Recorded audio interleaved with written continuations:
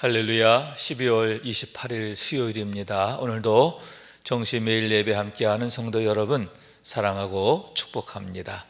함께 사도신경으로 우리 신앙을 고백하면서 오늘의 예배 시작합니다. 전능하사 천지를 만드신 하나님 아버지를 내가 믿사오며 그 외아들 우리 주 예수 그리스도를 믿사오니 이는 성령으로 잉태하사 동정녀 마리아에게 낳으시고 본디오 빌라도에게 고난을 받으사 십자가에 못 박혀 죽으시고 장사한 지 사흘 만에 죽은 자 가운데서 다시 살아나시며 하늘에 오르사 전능하신 하나님 우편에 앉아 계시다가 저리로서 산자와 죽은 자를 심판하러 오시리라. 성령을 믿사오며 거룩한 공회와 성도가 서로 교통하는 것과 죄를 사하여 주시는 것과 몸이 다시 사는 것과 영원히 사는 것을 믿사옵나이다. 아멘. 함께 찬송하겠습니다. 450장 내 평생 소원 이것뿐 함께 찬송합니다.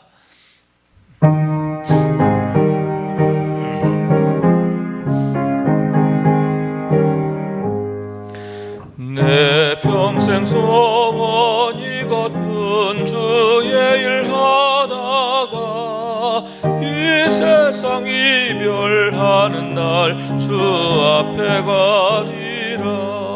꿈같이 헛된 세상 일 취할 건 무엇냐.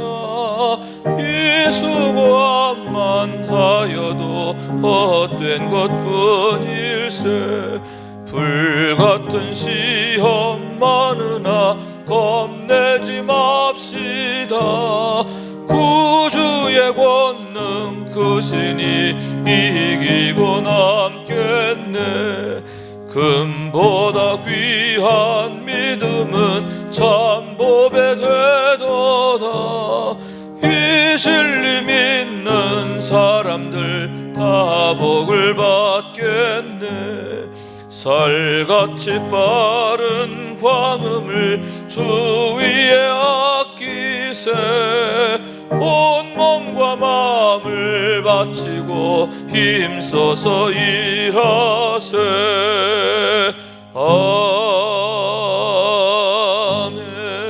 아멘. 매일의 기도 한 목소리로 드립니다. 참 평강의 주님, 오늘도 새로운 하루를 주시고 복되게 하시니 감사합니다. 하늘에 속한 자 하나님의 자녀로서의 삶을 권세로 살게 하시며 오직 하나님의 말씀을 즐거워하며 따라 살게 하심을 감사드립니다. 다윗처럼 오직 우리 주님만을 내 앞에 모시고 오직 주님만이 우리의 전부이심을 고백하는 삶이 되게 하시고 그러므로 인해 주님께서 늘 우리의 전부가 되어주심을 경험하고 누리는 삶이 되게 하옵소서. 우리의 가정과 교회를 위해 기도합니다. 일터를 위해 간구합니다. 나라와 민족들을 위해 주님의 은혜를 구합니다. 구원과 치료와 회복의 은혜를 내려주셔서 어그러진 모든 것들이 바로 세워지게 하시고 평화를 이루게 하옵소서. 이제 일상이 된 경건의 일과를 통해서 성령의 충만, 성도의 영화를 이루게 하옵소서. 주님 사랑합니다. 언제나 자기 눈동자같이 우리들을 사랑하시는 주 예수 그리스도의 이름으로 기도드립니다. 아멘. 오늘 주시는 하나님의 말씀은 전도서 10장 1절부터 11절까지의 말씀입니다. 제가 받들어 읽겠습니다. 죽은 파리들이 향기름을 악취가 나게 만드는 것 같이 적은 우매가 지혜와 존귀를 난처하게 만드느니라. 지혜자의 마음은 오른쪽에 있고 우매자의 마음은 왼쪽에 있느니라. 우매한 자는 길을 갈 때에도 지혜가 부족하여 각 사람에게 자기의 우매함을 말하느니라. 주권자가 내게 분을 일으키거든 너는 내 자리를 떠나지 말라. 공손함이 큰 허물을 용서받게 하느니라. 내가 해 아래에서 한 가지 재난을 보았노니 곧 주권자에게서 나오는 허물이라. 우매한 자가 크게 높은 지위들을 얻고 부자들이 낮은 지위에 앉는도다. 또 내가 보았노니 종들은 말을 타고 고관들은 종들처럼 땅에 걸어 다니는도다. 함정을 파는 자는 거기에 빠질 것이요 담을 허는 자는 뱀에게 물리리라. 돌들을 떠내는 자는 그로 말미암아 상할 것이요 나무들을 쪼개는 자는 그로 말미암아 위험을 당하리라. 철 연장이 무디어졌는데도 나를 갈지 아니하면 힘이 더 드느니라. 오직 지혜는 성공하기에 유익하니라. 수수를 베풀기 전에 뱀에게 물렸으면 술객은 소용이 없느니라. 이는 하나님의 말씀입니다. 아멘. 할렐루야. 오늘도 말씀을 통해 주시는 은혜와 축복이 여러분 가운데 가득하시기를 주님의 이름으로 축원합니다. 오늘의 말씀은 전도자가 우리에게 주는 교훈의 말씀이다 할 수 있는데, 우매한 자와 지혜로운 자의 대비를 통해서 주는 교훈이다, 이렇게 말할 수 있는 겁니다. 먼저 1절 말씀에 보면 죽은 파리들이 향기름을 악취가 나게 만드는 것 같이 적은 우매가 지혜와 존귀를 난처하게 만드는다, 이렇게 말하고 있습니다. 여기서 향기름은 뭘 말하느냐 하면 혼합한다라는 뜻을 갖고 있어요. 향기름이란 뜻은 혼합한다라는 뜻인데, 그것은 하나님께 의례 때, 제례 때 바쳐지는 기름을 말하는 거죠. 다시 말해서 하나님께 올려지는 거룩한 기름을 뜻한다라고 하는 거죠. 그런데 그러한 향기름이, 그 거룩하고 구별되고 고귀한 향기름이 어떻게 된다고요? 악취가 나게 되는데, 왜냐하면 죽은 파리들로 인하여 악취가 나게 된다라고 하는 거죠. 죽은 파리들로 인하여 오염이 되고 변질이 돼서 그처럼 향기 나는 존재가 악취 나는 존재로 전락하게 되어짐에 대한 얘기인 겁니다. 그런 경우가 바로 적은 우매가 지혜와 존귀를 난처하게 만든다. 적은 우매가 가져오는 결과, 우매함이 얼마나 사람들을 불행하게 만들고 또 그 큰 문제들을 야기하는가 하는 것을 나타내고 있는 겁니다. 지혜와 존귀를 난처하게 만든다라고 했는데, 이 말은 무력하게 한다, 그런 뜻을 갖고 있는 거예요. 적은 우매가 각 사람이 갖고 있는 지혜와 존귀를 이처럼 아주 무의미하고 무가치하고 또 왜곡시킨다, 그런 우리의 문제들을 나타내고 있다라고 하는 말씀인 거죠. 우매함의 문제, 그 우매함이 적은 것이라 하더라도 이렇게 큰 문제가 된다라고 하는 거죠. 그러면서 두 번째, 지혜자의 마음은 오른쪽에 있고 우매자의 마음은 왼쪽에 있느니라, 2절 말씀인데, 그래서 오른쪽 왼쪽, 이것은 역시 대비적으로 쓰여지고 있는데, 오른쪽은 전통적으로 선함, 의로움, 거룩함, 아름다움, 고상함, 이런 것들을 나타내고, 반대로 왼쪽이라고 하는 것은 악함, 불의함, 부조리함, 부당함, 이런 죄된 것들을 말한다. 오른쪽이 의를 얘기한다면 왼쪽은 죄된 것들, 악한 것들을 나타낸다라고 할 수 있는데, 항상 지혜자의 마음은 하나님의 의로우심을 향하고, 반대로 어리석은 자의 마음은 어디에 있다? 우매한 자의 마음은 항상 죄된 것에 빠져 있다. 하나님을 거스르는 일에 열심을 내고 있다, 이렇게 말씀하고 있는 거죠. 여러분, 그렇습니다. 육에 속한 자와 영에 속한 자의 차이지요. 영에 속한 자는 영의 일을 생각하나 육에 속한 자는 육의 일을 생각한다 라고 바울사도도 말씀하고 있는데, 그것이 바로 우리의 영적인 이치다라고 하는 거죠. 여러분, 우리가 거듭났다고 하는 게 그래서 중요한 거예요. 우리가 육에 속한 자에서 영에 속한 자로 거듭나게 됨으로 말미암아 여러분, 우리의 관심사, 또 우리의 삶의 이유와 목적, 이 모든 것이 달라짐을 경험하게 되기 때문이라고 하는 거죠. 여러분, 이렇게 우매함의 문제, 이것은 어쩌면 죄의 문제를 나타낸다라고 할 수 있는데, 여러분, 죄의 문제의 가장 큰 특징이 무엇입니까? 오염성이잖아요. 죄는 하나님의 거룩한 형상을 오염시켜요. 변질시켜요.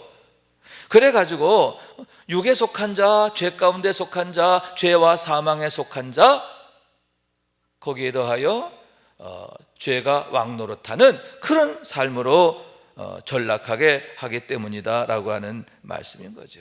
여기서 우매함의 문제, 또 우매함의 원인이 되고 또 근원이 되는 죄의 문제, 그 문제의 심각성을 여기서 다시 한번 우리에게 일깨워주고 있다라고 하는 거죠. 그러면서 3절에 보면 우매한 자는 길을 갈 때에도 지혜가 부족하여 각 사람에게 자기의 우매함을 말하느니라. 여러분, 길을 간다라고 하는 것은 무엇입니까? 가장 중요한 게 목적지가 어디냐, 그 길의 방향이지요. 여러분, 어디를 향해 가는 길이냐라고 하는 게 중요합니다. 그와 더불어서 또 중요한 게 뭐냐 할 때, 여러분, 어느 길로 가느냐와 함께 어떤 방법으로 가느냐, 이게 중요하다라고 할 수 있는데, 이것이 바로 지혜로운 자와 어리석은 자의 차이를 드러내 보이는 거예요. 그래서 시편 1편에서도 보면 지혜로운 자는 어떻다고요?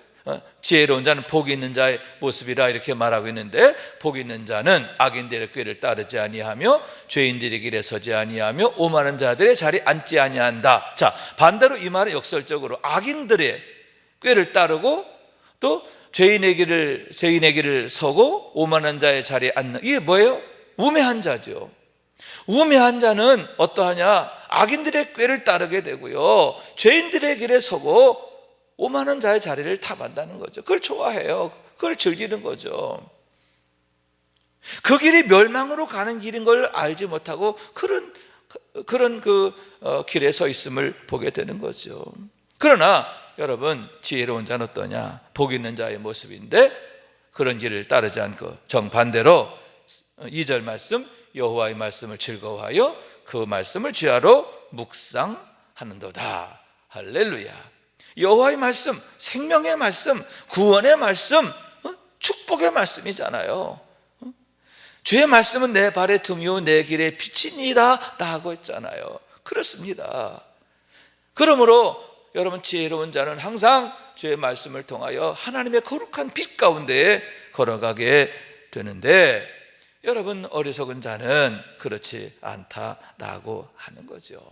우매함의 문제가 얼마나 참 치명적이고 또 심각한가, 큰 문제인가 하는 것을 나타내고 있는 겁니다. 그러면서 지혜로운 삶에 대해서 역설하고 있음을 보게 되는데, 4절 말씀에 보면 주권자가 내게 분을 일으키거든 너는 내 자리를 떠나지 말라. 공손함이 큰 허물을 용서받게 하느니라. 이렇게 말씀하고 있습니다. 지혜로운 자의 삶의 교훈이다, 이렇게 말할 수 있는데, 공손함을 구하라, 공손함을 유지하라, 이렇게 당부하고 있음을 보게 되는 거죠. 자, 여러분, 주권자가 내게 분을 일으켰다. 왜 그럴까요? 어떤 어거지로 또 이게 부당하게 그럴 수도 있지만, 어떤 실수나 허물이 또 있을 수 있잖아요. 우리가 여러분 잘해보려고 해도 때로는 우리가 실수할 수가 있는 거죠. 허물이 있을 수 있는 거죠. 그래서 그것으로 인하여 꾸지람을 받고 책망을 받고 또 호령을 당하게 되는 거죠. 분을 일으킨다. 아주 그냥 주권자가 내게 대해서 막 그냥 화를 내는 거죠. 그럴 때에 어떡하라? 내 자리를 떠나지 마라. 자리를 떠나는 이유는 뭐예요? 감정적 대응을 말하는 거거든요. 이 주권자가 분을 내니까 그러려면 차라리 나를 그냥 죽이려면 죽이시오. 그래가면서 오히려 그냥 어거지를 부리고 또 화를 내고 그러면서 그 자리를 박차고 나간다. 그걸 말하는 거지. 죽을 각오를 하는 거예요. 그건 참 미련한 자라는 거예요. 그러면서 공손함이 내 허물을 용서받게 하느니라. 이렇게 공손함을 가져야 된다는 거예요. 여기서 공손하다는 말의 의미는 뭐냐면 치료받았다, 고침받았다, 그런 뜻을 갖고 있어요. 겸손하다는 뜻도 있지만 이 공손함이란 단어의 이 어원 속에는 치료받았다, 고침받았다, 이게 무슨 얘기냐면 내 감정, 내 또 자존심, 이런 것들이 어그러져 있는 게 아니에요.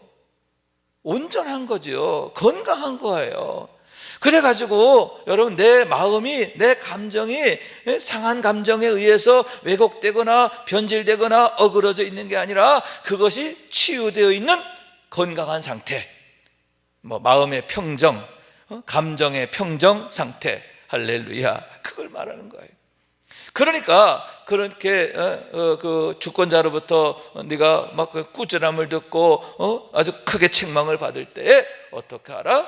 내 마음의 동요, 내 마음이 동요하지 않게 하라, 내 마음이 흔들리지 않게 하라. 그래가면서 어떻게 해요? 공손하게 평정심을 가지고, 아 그렇습니까? 주권자님, 제가 잘못했습니다. 제가 부족함이 많습니다. 정말 죄송합니다. 그래가면서 자기의 허물을 인정하고 뉘우치고 용서를 구하고, 그럴 때에 어떻게 해요? 용서함을 받는 거예요. 그런데 미련한 자는 어떻게 한다? 오히려 더 어거지를 부리고 더 역정을 내고 또 감정적 행동을 하고 결국 그러므로 큰 화를 자초하게 된다라고 하는 거죠. 여러분, 그런 말 있잖아요. 산에서 길을 잃으면 어떡하라? 높은 데로 올라가라는 거죠. 상한 감정에 빠져 있으면 안 돼요. 어떤 문제가 있을 때 문제 속에 빠지면 안 돼요. 그 문제를 객관적으로 관찰할 수 있는 그러한 마음의 그런 높은 곳으로 올라가야 된다는 거죠. 그래서 내 문제를 객관적으로 관찰하게 될 때 비로소 이런 문제가 있구나, 이런 잘못이 있구나, 이 문제는 이렇게 해결해야 되겠구나.